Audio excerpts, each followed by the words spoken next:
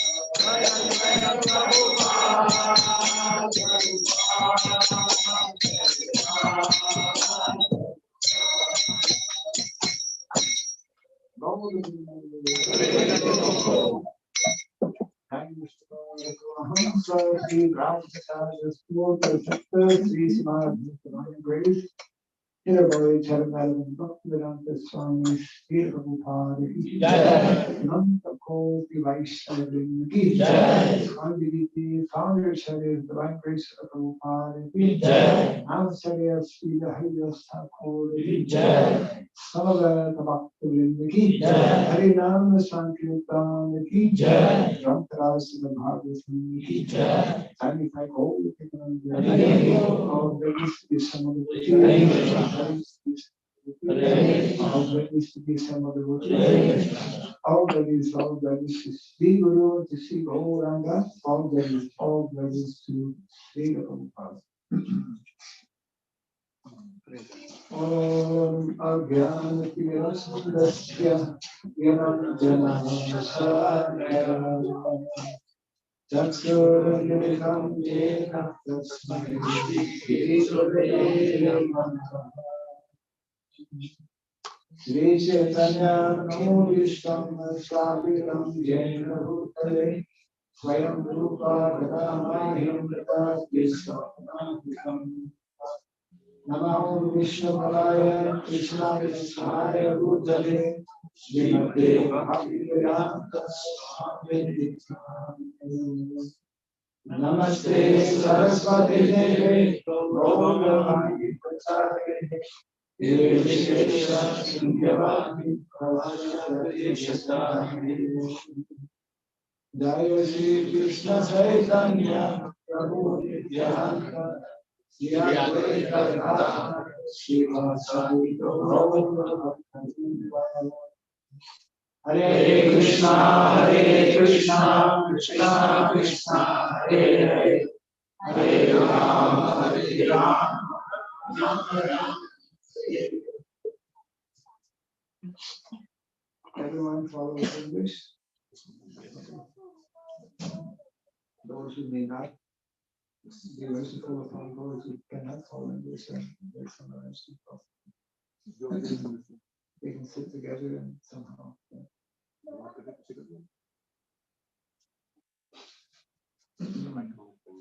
Normally you have in English or you have bilingual? In such program, Maharaj, we have English, but in other program we have bilingual. So I'll just carry on. Everyone may kindly hold your hands like this and repeat the following two short mantras. Om Namo Bhagavate Vasudevaya. Om Namo Bhagavate Vasudevaya. Bhagavate Vasudevaya. Om Namo Bhagavate Vasudevaya. Om Namo Bhagavate Vasudevaya. Om Namo Bhagavate Vasudevaya. This second mantra you have to listen carefully, maybe less known by most devotees. Short mantra. Om Sarabhyay Namaha. Om Sarabhyay Namaha. Om Sarabhyay Namaha. Om Sarabhyay Namaha. Om Sarabhyay Namaha. Om Sarabhyay Namaha. Mukham Kamudivasaram Tvam Gom Gangayate Yakripa Tamaham Vande Shri Gurum Dinatharam Yakripa Tamaham Vande Shri Gurum Dinatharam. Hare Krishna. Hare Krishna. Hare Krishna. Hare Krishna. Hare Krishna. Hare Krishna. Krishna Krishna. Krishna Krishna. Hare Hare Hare. Rama. Hare Rama. Hare Rama. Hare Rama. Rama. Rama Rama. Hare Hare. Hare Hare. Jai. Jai. So I'd like to begin by tendering our apology for being late, for being very late, but it was beyond our control. Absolutely. We're very happy to be here, and and I'd like to welcome all the guests who are here. Kuwait is quite far away, and I was telling our devotees how who's been here more than 15, 20 years? Anyone? Okay.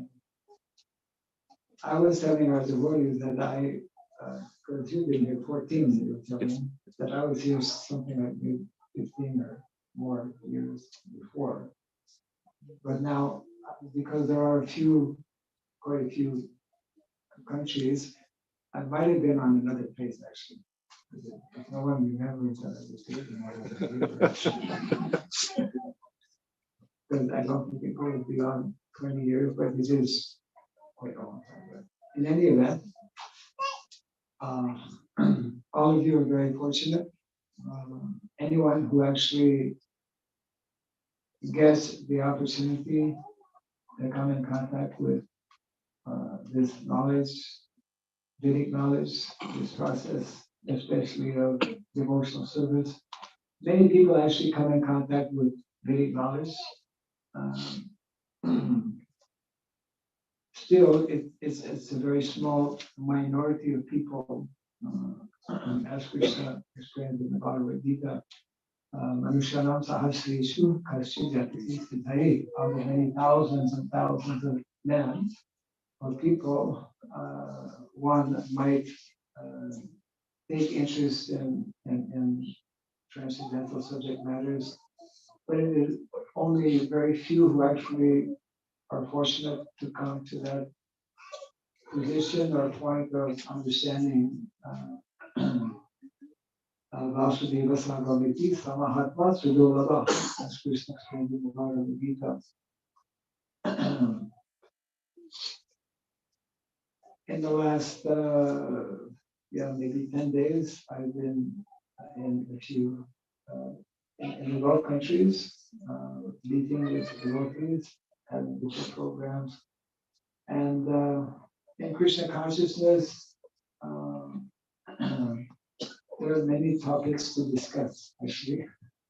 One can get lost. But one aspect which, to me, at least, remains always most important, essential, especially in the context in which we are living, because we're meeting this evening. We're meeting for the first time for most of us, and I'm here for just a very short time. I do have a few messages to try and convey or share with all of you. So, and it's very much connected with the whole ideology or philosophy we could call connected with Dharma. And I still didn't get a chance to look at at my schedule. We had a very tight schedule actually the last few days, and in any event, there are many aspects to the topic of Dharma, and I'll just go ahead and share what I consider is extremely important and very essential for our individual personal lives, number one, and also for all of us who are connected with what we call the Krishna consciousness movement, where the society established, as we know, by our founder Acharya Srila Prabhupada many years ago, way back 1966. So Dharma, I often quote a very important verse from the 7th canto of the Srimad Bhagavatam, Canto 7, Chapter 11, and I believe text 7. Do not have a quick access to that? Yes, Maharaj. Yeah.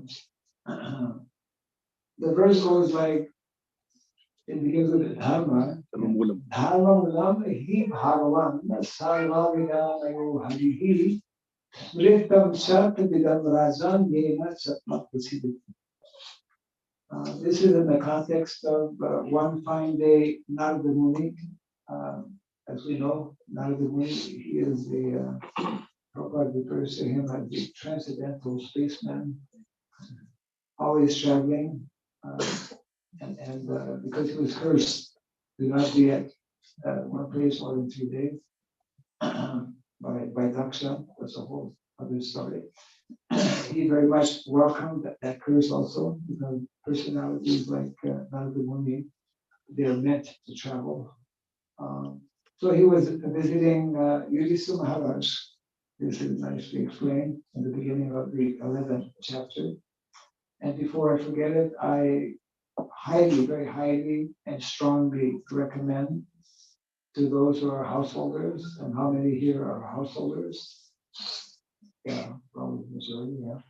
So I very strongly recommend that at least once, and probably more than once, that you read the last 5 chapters of this 7th canto of the Srimad Bhagavatam, which is chapter 11 to 15.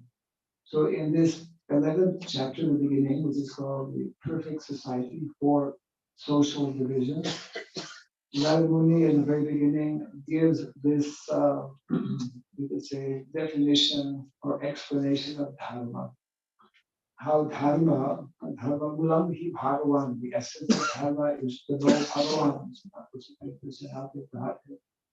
and then Sarva Vedamayo Harihi, all the Vedic scriptures point to the same goal, to understand the nature of that Godhead. And Smritam Cha, Smriti means to remember.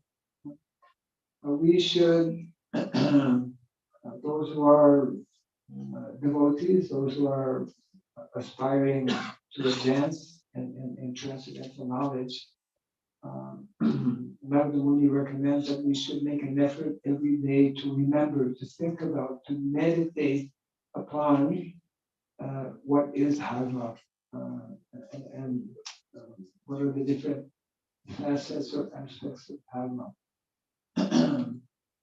Naturally, the essence of Dharma is Krishna, the source of Dharma. Because in our modern day society, as Prabhupada would often explain, especially people outside of India don't know about Dharma, and because for quite maybe the last 200 years, especially a lot of people in the world, intellectuals and scientists and whatnot, have developed a very negative feeling about Dharma. So therefore, Dharma is being threatened, and most people in the world are not following Dharma, don't actually know what is Dharma. Dharma, what is very important for us as devotees to understand, is not simply something that is spiritual. Srila Prabhupada in the early days very clearly explained how Dharma is not the same as religion. Religion is something that can change, but Dharma cannot change. That's why we speak about Sanatan Dharma. It is an eternal activity. It is an eternal identity. So we are here in the material world, and all of us, without exception, are having to suffer. The material world is designated, or Prabhupada would say, Krishna has stamped this material world as Dukhalayam Shasatam. It is a place of misery and suffering, where all of us, every single day, practically every single moment of every day, we are influenced by the what is called threefold miseries of life. Adhyatmic, adhibautic, adhidaivic. And no one escapes, no one can escape that. However, we learn from Shastra that there is a process by which we can avoid repeating this, by not, again, being forced to take birth in the material world. So that's there's a book, one of many books written by our founder Acharya, Srila Prabhupada, The Science of Self-Realization. Of course, the whole Bhagavad Gita also explains this very, you could say, confidential process by which we can put an end to our suffering in the world, because obviously no one likes to suffer. No? But we are forced to suffer because that is the nature of the material world. The material world is referred to as Mrityu Loka, place of death. Everyone has to one day leave this body. So dharma, therefore, is meant to be the most important activity, is meant to be the most important aspect of everyone's life.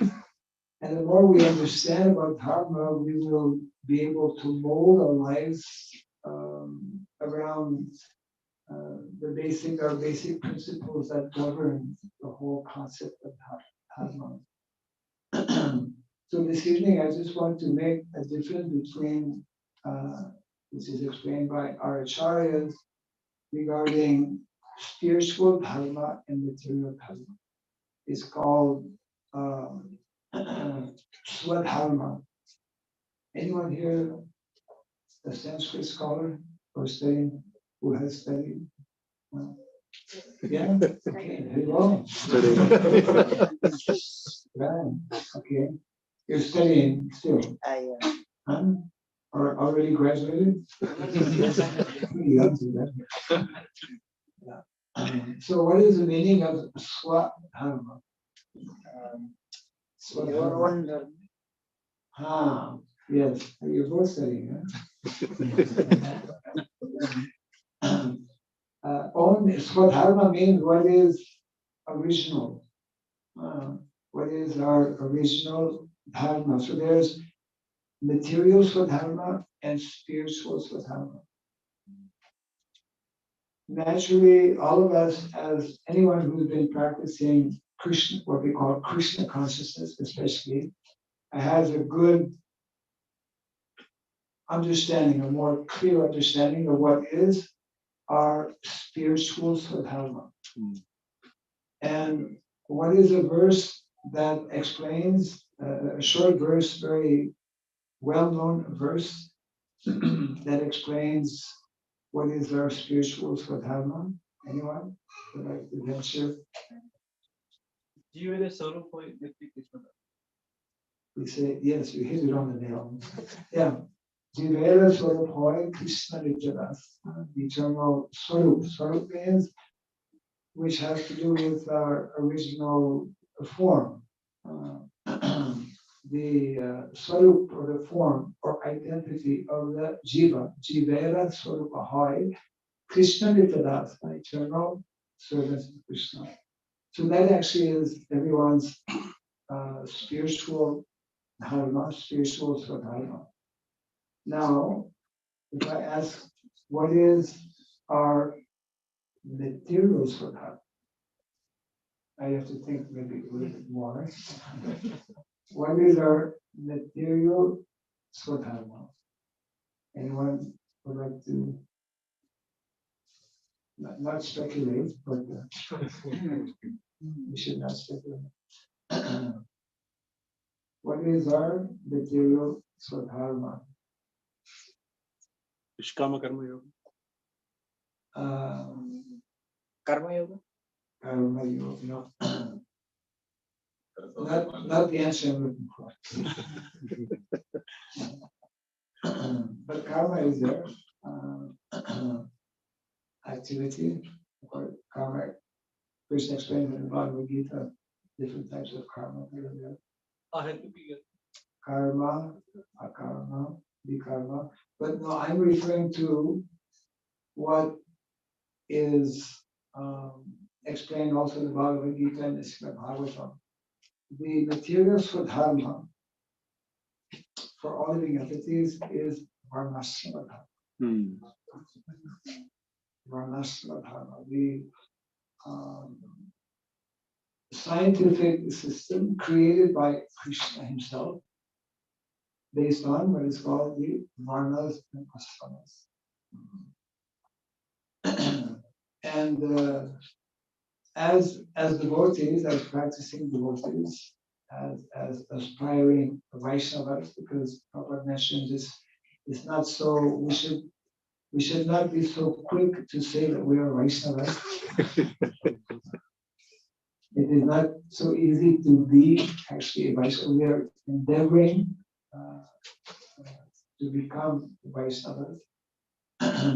And until one does become a pure Vaishnava, our acharyas and the Shastra recommend that we should follow the principles of Varna and Ashrama, Varnashrama. And as a matter of fact, Srila Prabhupada many years ago explained how in order to facilitate and help our devotees understand what is Varnashrama Dharma, we should have a Varnashrama college. We should have a school. He specifically mentioned we should introduce a Varnashrama college in all of our centers around the world to facilitate and help our devotees understand these principles of Varnashrama Dharma. And there are many statements actually made not only by Srila Prabhupada but by our major, more recent acharyas like Srila Bhaktivinoda Thakur, Srila Bhaktisiddhanta Saraswati Thakur in particular.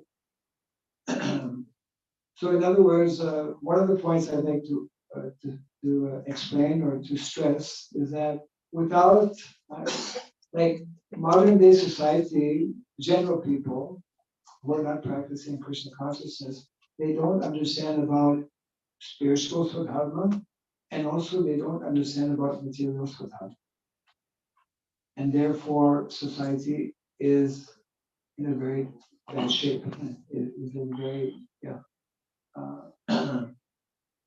and people are suffering in so many ways because people don't know who they are spiritually, what they should be doing on the spiritual level, and also they don't know what they should be doing on the material level.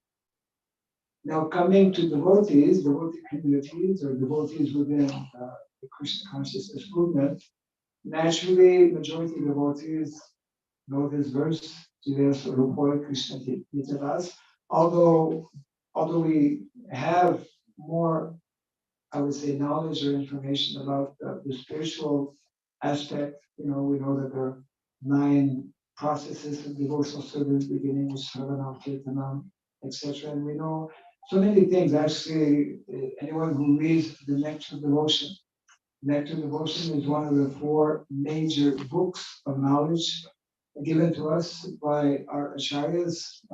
Srila Rupa Goswami has written the Bhakti Rasamrita Sindhu, where by reading this book, one can find all the details of what is Bhakti devotional service, which is actually the process by which one can attain the final goal or destination, which is to revive our original consciousness or original love for Krishna, we call it Krishna Prema. So devotees, excuse me, I need a little bit of water.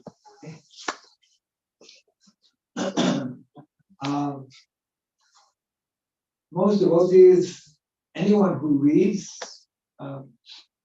anyone who has read even a little bit Bhagavad Gita as it is, not other Bhagavad Gitas. Bhagavad Gita as it is very unique and special in that it is something that is coming in parampara by personalities, Vaishnava acharyas, who know the philosophy and live the philosophy as well. So anyone who has read any of Prabhupada's books, in particular Bhagavad Gita, Srimad Bhagavatam, Nectar of Devotion, and of course the culmination of all this knowledge in the Chaitanya Charitamrita. These are the four main books that all of us should be especially knowing or studying. We'll have some idea what is spiritual sadhana.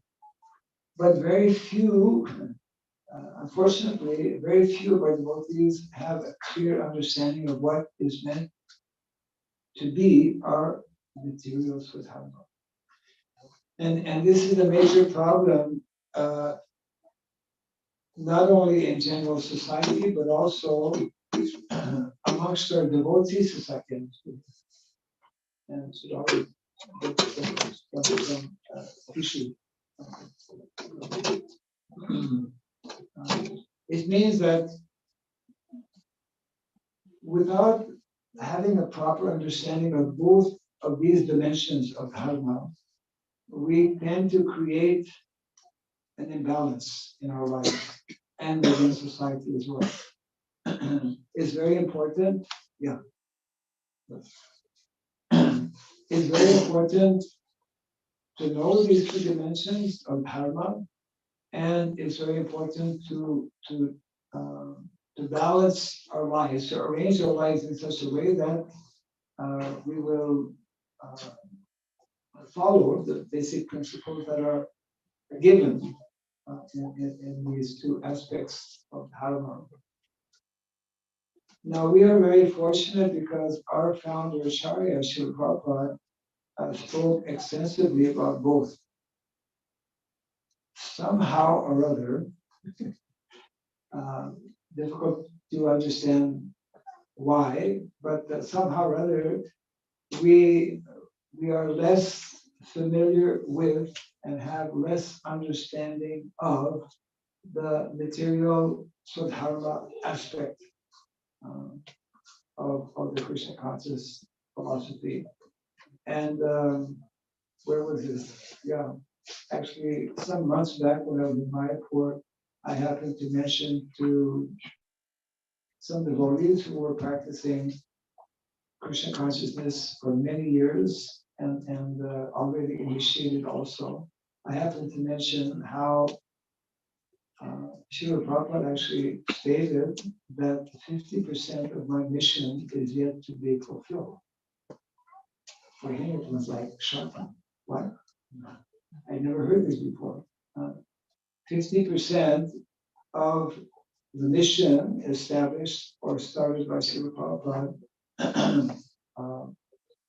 at the time of Srila Prabhupada's departure, right, 1977, Srila Prabhupada was making that statement. So this is rather significant, you know. And that 50% he identified as I've not been able to actually establish or introduce the system of varna and ashrama. And of course, it is for that reason.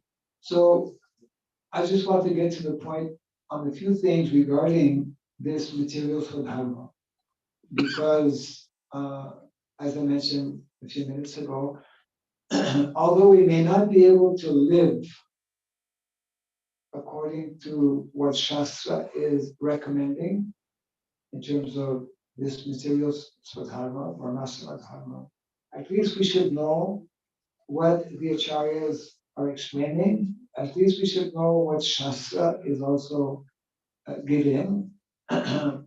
And knowing that, becoming more aware of that, we should endeavor, according to our respective situations, wherever we may be, we should endeavor to come closer to that ideal, isn't it? Just like looking at the spiritual dimension, spiritual sadhana, we know that the ideal and the goal is to become a pure devotee.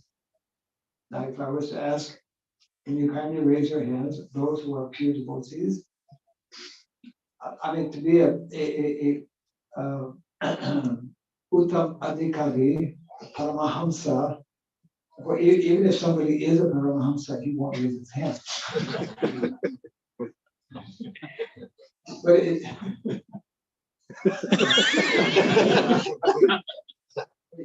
I should be careful here. Especially anyone studying Sanskrit, you know. Gotta be careful with people who study Sanskrit.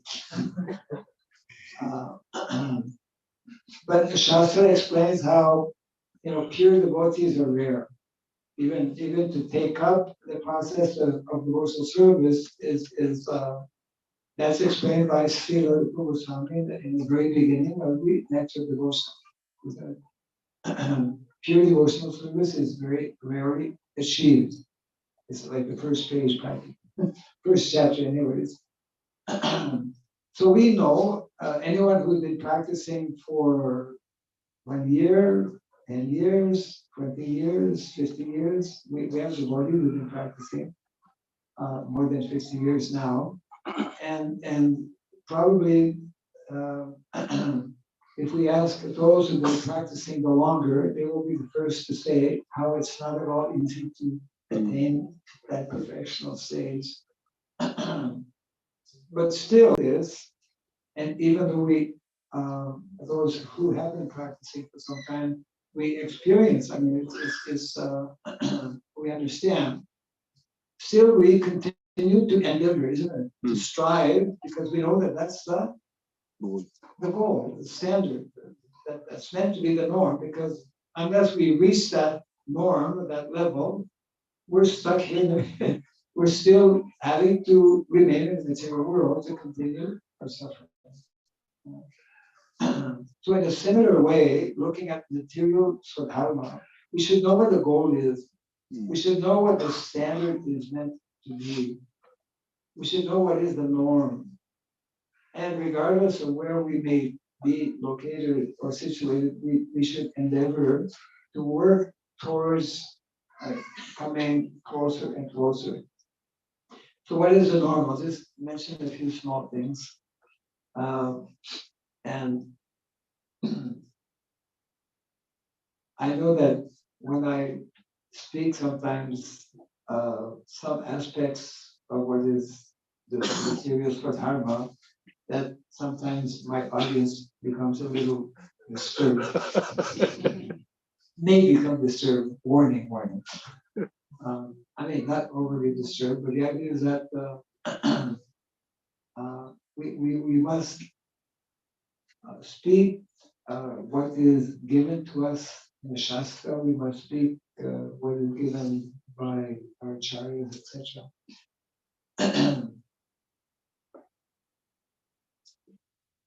In the context of material swadharma, our Shastras explain that what is meant to be for the vast majority of people, the more simple and natural way of living is what is called agrarian lifestyle or agrarian society. And agrarian actually means connected with cows and connected with land. And anyone who's from India, most of you, I believe from India, especially those who are a little bit older, will know that this was the norm. This was the standard not that long ago as well, isn't it? It's too low. I have to get another one. We'll try this again. Normally we put something like this. So maybe still come. Actually, it's my fault. I'm the one who put it. You know, otherwise, the whole cup of water would come in.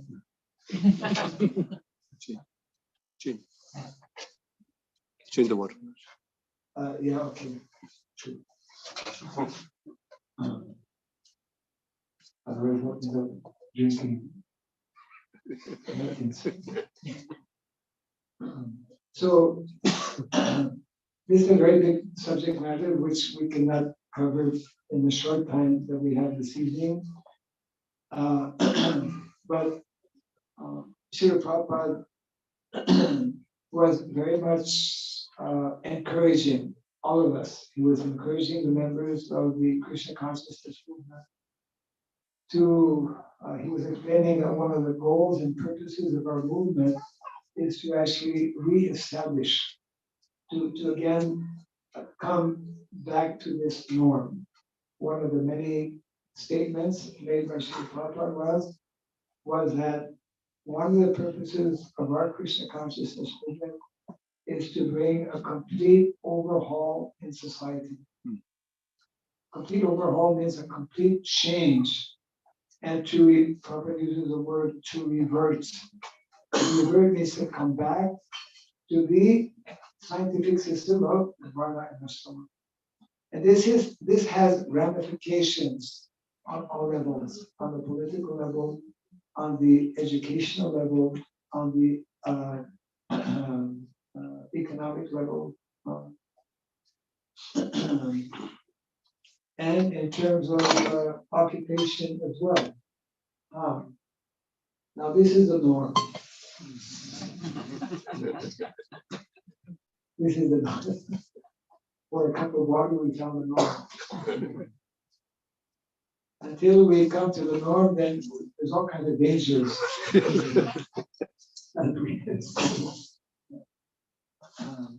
So that is why, for example, in 2009, in India, India is the only country that actually has established a ministry for this purpose. It's called the IDVM for short, means I ISKCON, D Daiva, V Varnasana, M ministry. ISKCON Daiva Varnasana ministry. And it has its office in Sri Mayapur. And more recently, just when COVID was beginning, 2019, actually we officially launched what is called the Varnashram College online courses. Again, keeping in mind Prabhupada's desire and instruction that we should introduce Varnashram College. So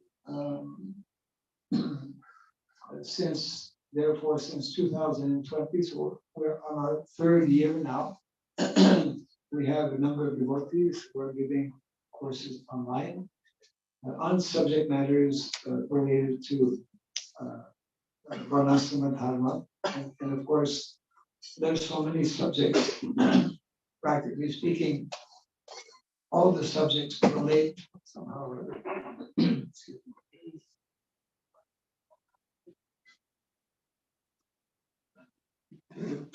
At what time it would come in handy. Yeah. And more recently, we are, a group of devotees have gone beyond, let's say, being online, with the idea of establishing an actual college in Sri Mayapur where students can actually come and take out different courses. So Srila Prabhupada, he wanted that we therefore we strive to establish self-sufficient communities.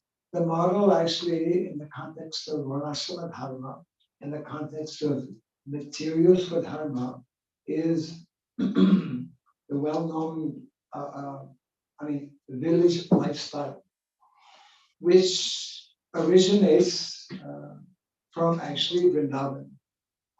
Vrindavan lifestyle, the lifestyle that Krishna lived or demonstrated 5,000 years ago, is actually meant to be our model, both in terms of spiritual activities that were taking place there every day, as well as material activities. And anyone here involved with education? Any educators, teachers? Okay, only one. Thank God. You're a rare soul. Yeah. Of course, anyone who is a parent is meant to be an educator, isn't it? Bhagavatam explains how the first 5 years of a child uh, is very important naturally, and both the father and the mother are meant to be the natural teachers or educators of children. Yeah. Now, our Vedic literatures give us very clear information regarding what type of education we should be introducing, and this is a whole other subject matter. I just want to touch on it a little bit because naturally in Varnashrama College we will be especially, mainly, primarily, if not exclusively, one day exclusively, but primarily we will be focused on the subject matters that are given in our Shastra, in our Vedic literatures. There is ample information, both of a spiritual nature as well as a material nature in our Vedic literatures to actually provide or make up a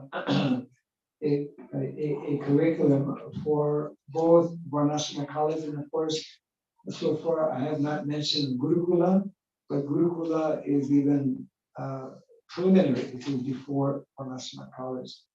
Srila Prabhupada wanted these two things, that we establish Gurukulas and Varnashrama colleges, in addition to establishing self-sufficient communities. Now, many of you, because most of the time I present or explain, try to explain this subject matter to an audience who are not connected with village, at least presently. Maybe in the past, some of you. Anyone here from village background? Probably not. Yeah. I mean, India is one of the rare countries where we still have, it's come down, but it's maybe at least 65 or 60% of the population still living in villages. Whereas in places like Canada and the US, you have less than 5% of people. Majority of people are in towns and cities like that. So even though my audience, majority are not in villages, and you may wonder, well, why is this so important? And it's not going to really happen in my life, also. So why even talk about it? But it's important, at least to know, for a number of reasons. One is that it will help us to gain a more clear understanding of what our acharyas describe as materials for karma. And as I tried to explain a little earlier, unless we find a proper balance between these two, then it will actually be difficult to be successful either spiritually or materially. Both are meant to complement one another, you see. And one important statement made by Srila Bhaktisiddhanta, no, Srila Bhaktivinoda Thakur, he explains how this system of Varna and Ashrama, of course, Varnashrama system is not only practiced in villages, but village life takes up a major aspect or proportion, I would say, of Varnashrama dharma. One can still practice, fortunately, the basic principles of Varnashrama in cities as well, but not the full, complete scope will be there. But every devotee should know about these two levels of dharma, basically, and try to the best of one's ability to introduce the different aspects. You see, when we become, as we have in modern day society, disconnected with Mother Nature, then we become disconnected with Krishna. Because Mother Nature, material energy, is Krishna's energy. When we don't know how to deal with the material energy, that means we don't know how to deal with Krishna. Right? Part of the material energy, of course, within the material world, something that even as devotees, unfortunately, we have lost, if we ever had proper understanding of the importance and the absolute, not only importance, the absolute necessity of cows in our lives. Now I know that you can't bring a cow in your apartment. There are laws, very strict laws, especially here. And most of our devotees living, again, in cities cannot cannot have cows, but majority of our devotees can begin to establish and reconnect actually with Mother Cow. If we're not, in the same way that if we're not connected with Mother Nature properly, and if we're not connected with Mother Cow properly, we cannot properly be connected with Krishna. Mm. Now, this may seem, what does that mean? Or how, maybe Maharaj is making a bit of an extreme statement here. But actually not. In one very interesting book written by Srila Prabhupada entitled, before he went to America, Light of the Bhagavat. Anyone heard about this book? Yes. How many have read the book, Light of the Bhagavat? You're the wrong person here. In the Light of the Bhagavat, not a big book, but very powerful book. And Srila Prabhupada makes very important statements. One of them being that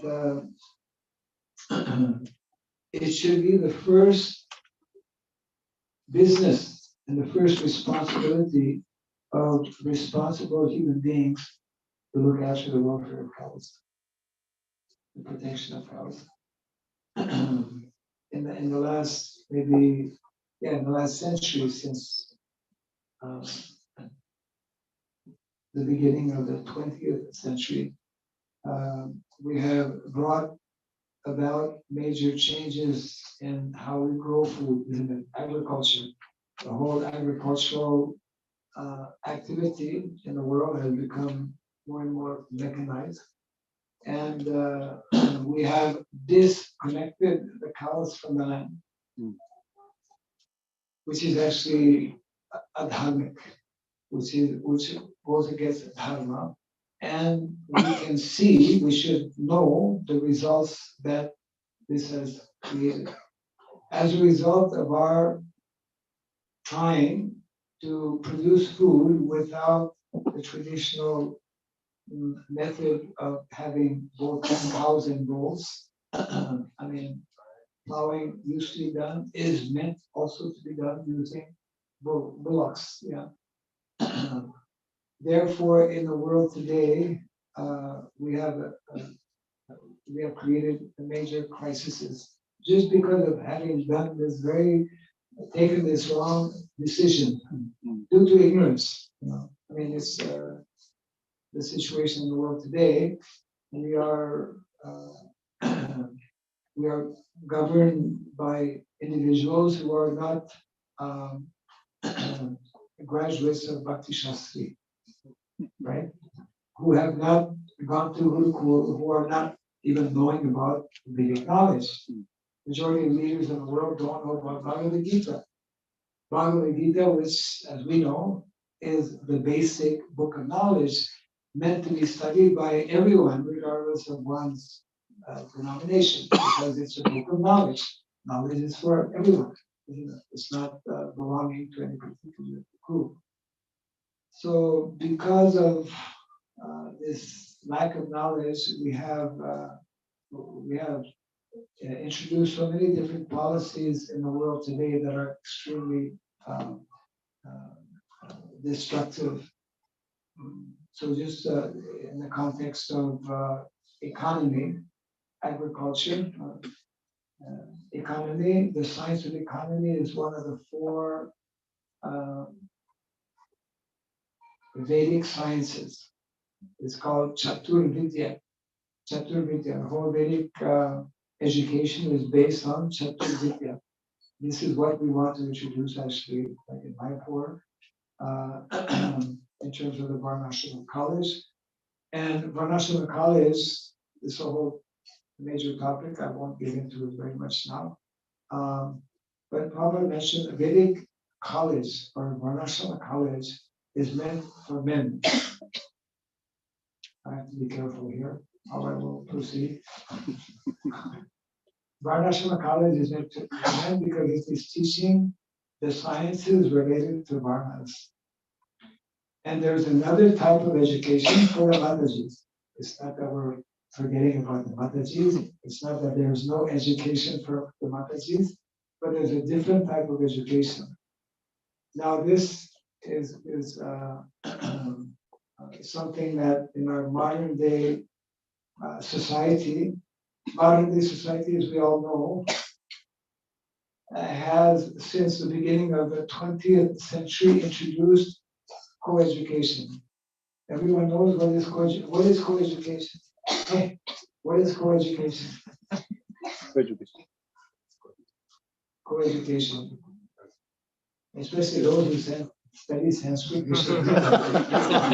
Hey, what is co-education? Maybe they would know if I would tell in Sanskrit. But I don't know. I don't know the Sanskrit word for co-education. Probably because it doesn't exist. Co-education doesn't exist in the Vedic culture. So probably that word is not there. It's not there, right? So in the beginning of the 20th century, I mean, I did a little search on this a few months back regarding the topic of men's colleges, because our college will be Varnashrama Men's College. And the search I did,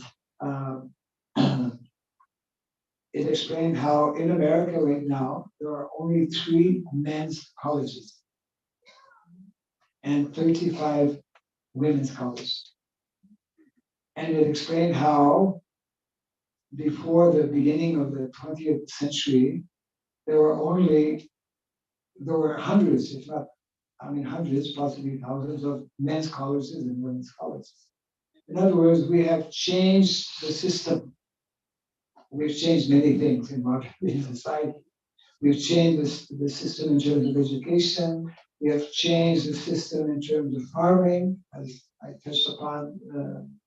We have changed the system in terms of politics. We have changed the system in terms of marriage. You know, where nowadays in Western countries, people don't marry, they just live together. We have brought in many very unhealthy major changes that are affecting us at all levels, affecting us in terms of, because, for example, the food, the way we're producing food today, we're not getting healthy food. The food that we're eating largely is contaminated food. The milk that we are drinking, commercial milk, is actually unhealthy milk. It's actually described in the Shastra as poison. And no wonder the casualties and the percentage of cancers are increasing in modern day society. Stress and mental illness being major global problems because people are not living the way they should be living, not eating the way they should be eating, not working the way they should actually be working. And that's why in the seventh canto, that same first chapter, first of the 5 chapters that I was mentioning, actually, it's in a later chapter. It's in the chapter entitled Ideal Family Life, which is, I believe, chapter 14. Yeah. We've been reading it. So, yeah, in chapter 14, one of the purports, Srila Prabhupada explains, and this is very important for householders to hear, that the majority of householders are meant to be engaged in activities of agriculture. It doesn't mean that you have to be behind the plow, but actually many should be. But it means that the majority of householders are meant to get their means of livelihood actually from the soil. Sarva kama dugamahi. Sarva kama means all the necessities of life. Dugamahi come from mahi, come from the land. The clothes that we wear comes from the land. Of course, nowadays most of our clothes doesn't come from the land. It is synthetic clothes that comes from the oil. And it's not natural. Most of the clothes that we are wearing, all of us here, is unhealthy clothes. We speak about ahimsa milk. We should be drinking ahimsa milk. We should be wearing ahimsa cloth. We should be living in ahimsa homes. And we should be taking ahimsa medicine. These are the 4 things that come from Mother Earth. Food, clothing, shelter, and medicine. All of which we need, beginning with food. That's why Prabhupada used to say, first is food. Even Prabhupada mentioned how our religion is based on food. Vedic culture addresses that problem as the first problem, most important problem to solve. Today we are living in a very precarious condition because we have not solved the food problem. In the Vedic culture, when people are localized, having their own land, the food problem is solved. That's the most important problem to solve, actually. So like this, all of this knowledge, information is in Srila Prabhupada's books, in his lectures, and I would like to highly recommend that more of our devotees take some time to, I'll leave you with 3 references. I mentioned one of them already, 7th Canto, chapter 11 to 15. There's another very important reference, which is a compilation of Prabhupada's instructions in a book called Speaking About Vanasrama. Speaking About Vanasrama is available in Srila Mayapur, and is a very well-researched book, 100% quotations, references from Srila Prabhupada's purports in the Bhagavatam, lectures, etc. And the 3rd book of reference is called Gita Nagari. Less known by most of our devotees. Gita Nagari is an essay written by Srila Prabhupada way back in 1956. His back to God till 90. How many have heard about Gita Nagari? Okay, more than I'm accustomed to. Still, very important. Gita Nagari means that place where we are living in keeping with the instructions from Bhagavad Gita. So I'm not sure if one time it's already 9 o'clock, and I haven't quite reached my destination yet. And take a few minutes if there's any comment or questions. Yes. Yeah.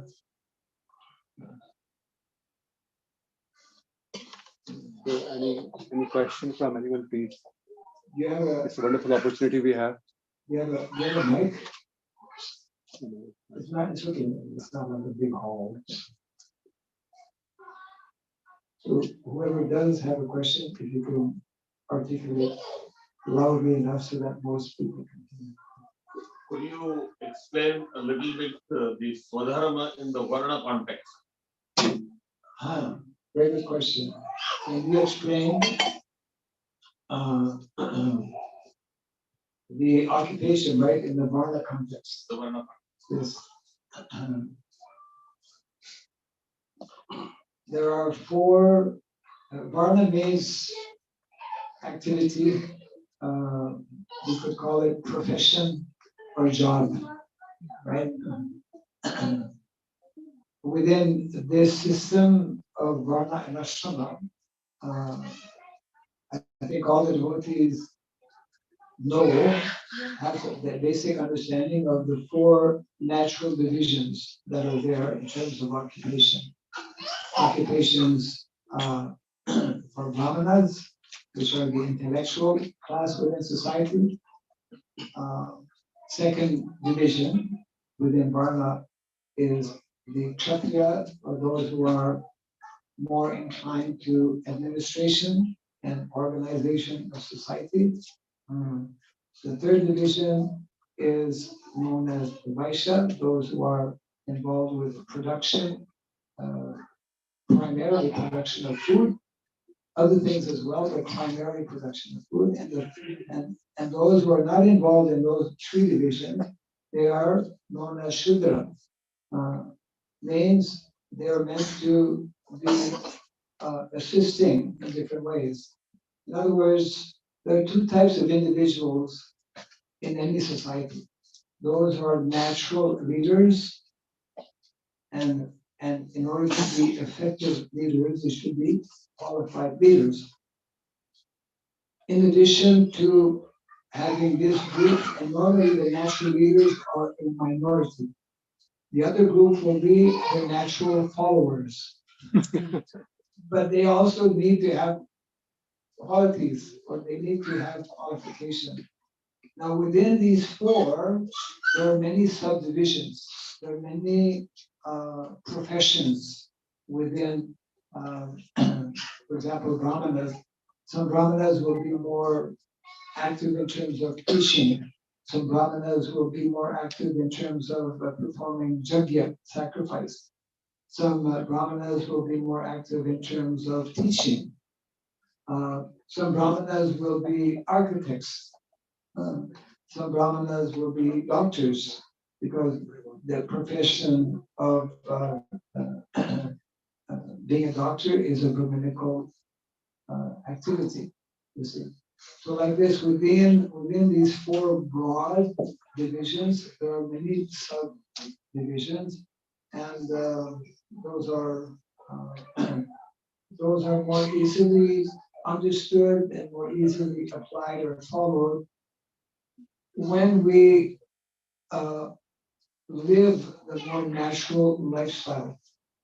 Also, the roles and responsibilities of men and women, which is a big topic in modern day society, which is a big topic within our ISKCON society as well today. The roles, respective roles of men and women become more clearly understood when we live a more natural, within a more natural setting. So whether that is addressing your question, Well, whether that is addressing your question. it's okay, managed to explain the Varna, but not the Swadharma in the context. My question is about the Swadharma in the context of Varna. The Swadharma. Yeah. What is the Swadharma in the context of Varna? Oh. Because Varnashram Dharma. Yeah, the Swadharma means these four basic divisions, each of them are the Swadharma for individuals, because these four divisions in a broad sense are directly connected with the gunas, the most material nature. Individual qualities. Yes, it's like from birth, even before birth, we are all, due to our previous lifetime, previous life activities, we are all influenced by some combination of the most material nature. You see, either one is more in the mode of goodness, and they generally they take up activities connected with Brahmana activities. Yeah. So the Swadharma will be in these four categories, and there will be subdivisions within them as well. Yeah, it's all of these four are Swadharma, material Swadharma. Yeah. And our acharyas speak about Daiva Varnasama. Now, Daiva Varnasama is where one still works within these four natural divisions, but gradually by taking up the process of bhakti, by taking up, Daiva means divine, isn't it? The divine process of devotional service, one gradually learns to transcend these four material swadharmas to the point that one actually, even though he may be acting in that position, he's above these natural divisions. Prabhupada explains in a very nice way to help us more easily understand how, in the context of Daiva Varnasana, which Prabhupada coins as classless society, individuals see themselves as acting out as like in a drama, knowing and understanding that actually I may be taking up some responsibility as a Brahmana, but I'm actually not, that's not my eternal identity. I'm a servant of Krishna, isn't it? Yeah. So even within the four Varnas, the primary, I would say the common denominator is seva. And that's especially prominent within Shudra. But not only there, we hear how an ideal leader is an ideal servant. The best leader actually, our Shastra described, the best leader in society is meant to be the spiritual master. The best servant, what is called the whole ideology of servitor leadership. The more one understands, the fundamental core principle, both within, we could say, Swadharma, material Swadharma, as well as spiritual Swadharma, is this aspect of seva, for service. The more we understand this, then we will nicely work within these two levels of Swadharma. Yeah. Thank you. Yeah. Any other? Yes. Hare Krishna Maharaj. Yes. Thank you so much for the wonderful class. You mentioned that the spiritual Swadharma and the material Swadharma has to complement each other nicely. If you can please give us a tip as to how living here, how can we practically enforce this? Because we don't know when we will get a chance to live in a natural environment connected with nature. So as long as we are living here, how do we practically implement it, Maharaj? Good question. One may not be able to have a cow, but one can, for example, begin to introduce or use cow products. Actually, every family, we should avoid these commercial products, which are actually not at all subject. Many of our devotees and also non-devotees in India especially are developing what is called Panchangariya products. So whether it is soaps or food powder from cow products, incense as well, practically all the incense that we purchase is very toxic. It's very bad for the health. We're burning this commercial incense. It's all made from based on chemicals. So we should not be using these things. This is one small way, a practical way. Everyone, wherever you may be living, at least some little balcony is there. Try to grow something, some flowers to offer to the Lord. Grow maybe some tomatoes, small, we call it cherry tomatoes, something, in 1 or 2 pots. At least a small, whatever small area may be there. Those who happen to have more space, then they can start move up a garden possibly. In this way, we start to touch nature, to come back to nature, to connect with nature. Very important. These are simple, practical ways you can be in contact. There's now modern technology facilitates.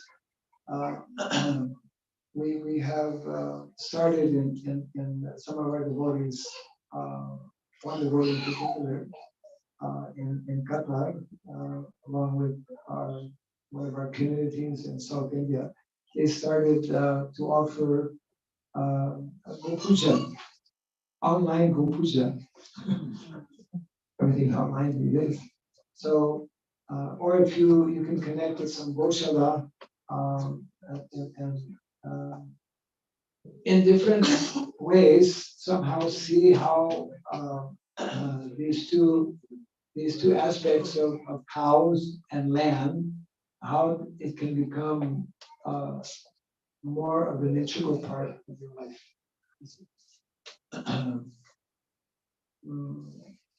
I'll mention this point how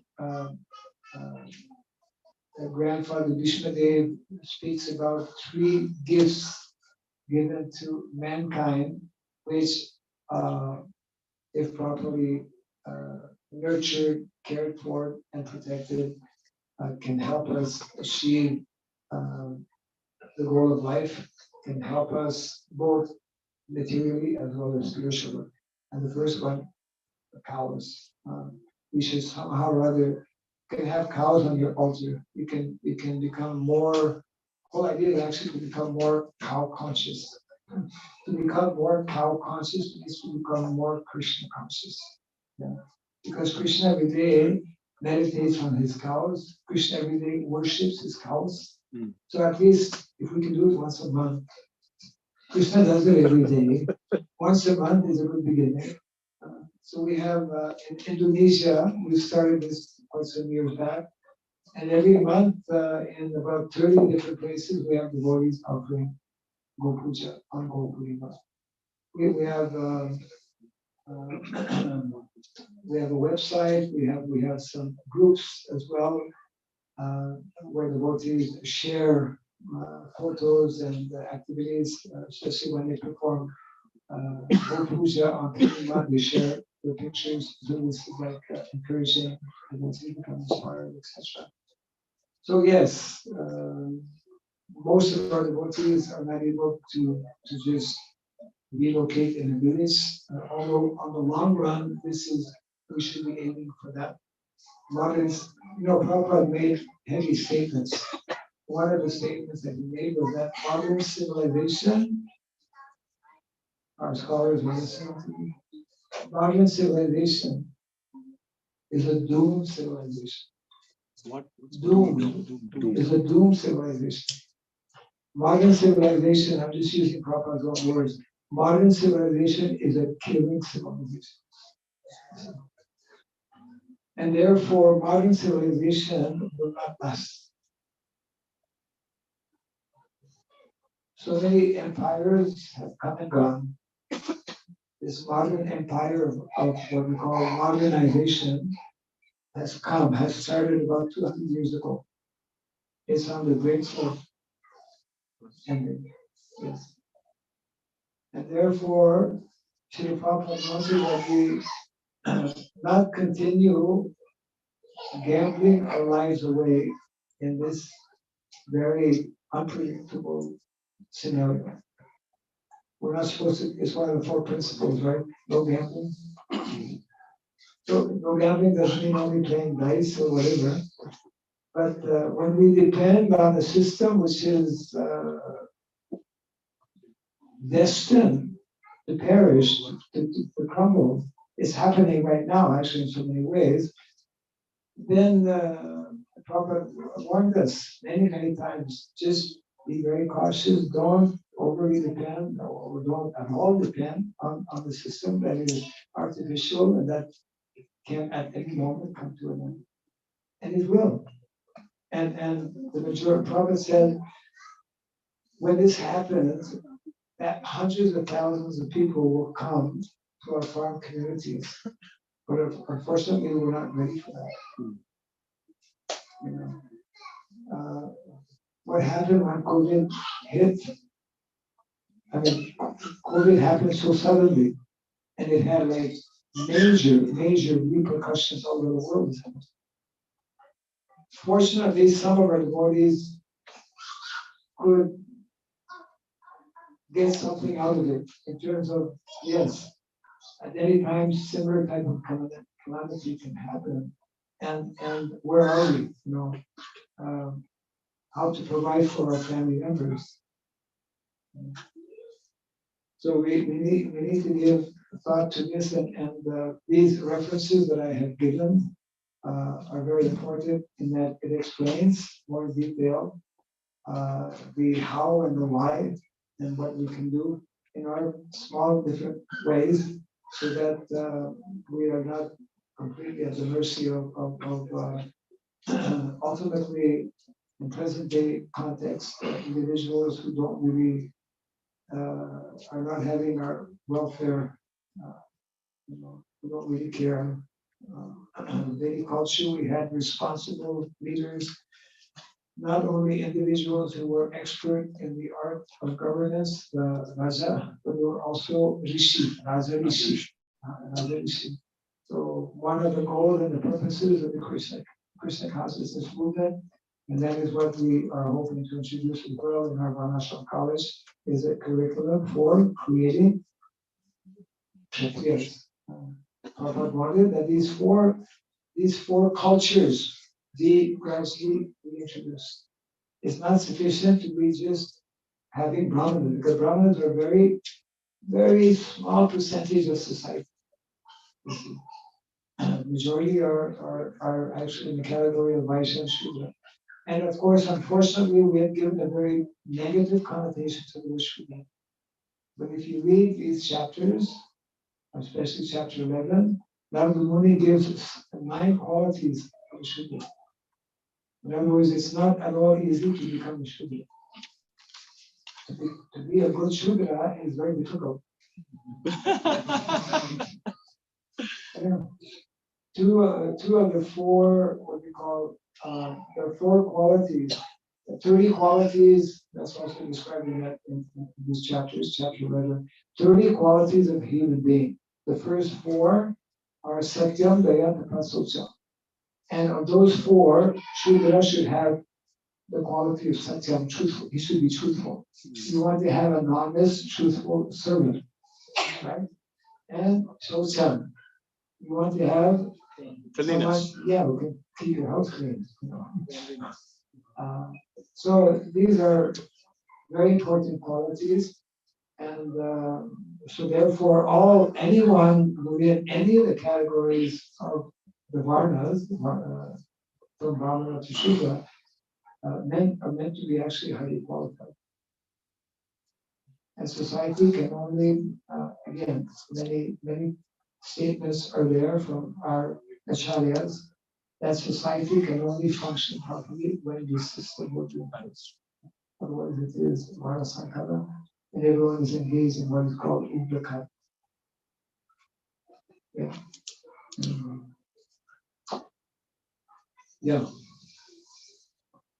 So, I know it's not an easy situation for none of us, because we're all influenced in so many ways, both subtle and gross, because of the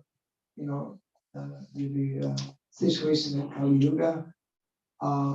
But we should all know that since 500 years, this is part of the prediction in the Shastra, that there is a golden era of 10,000 years that is going to appear, that actually has already started. It has started with the event of Lord Chaitanya Mahaprabhu, and we just have to be hearing and attentive, and we can begin to understand. Also, we can and should and must become part of the changes that are meant to take place. We're meant to be part of this mission. There's unlimited activities, unlimited services awaiting each and every one of us. And therefore, if we are more attentive in hearing what our founder Acharya is explaining, we can, all of us, find, it's not that everyone has to do like Srila Prabhupada, travel all over the world. Wherever one may be, there's many ways in which we can be very helpful in establishing this mission, ultimately the mission of Krishna, the mission of Lord Chaitanya Mahaprabhu, which is essentially the same mission, to spread this consciousness of Krishna and to gradually introduce this lifestyle as well that helps us. This lifestyle, natural lifestyle of Varna and Asana, when followed, the more we follow the system, the more easily we can practice our Krishna consciousness. So with your contribution, I think we will end here. Jai Sri Prabhupada ki Jai. Jai. Jai. All the human beings. Hari Hari Bol.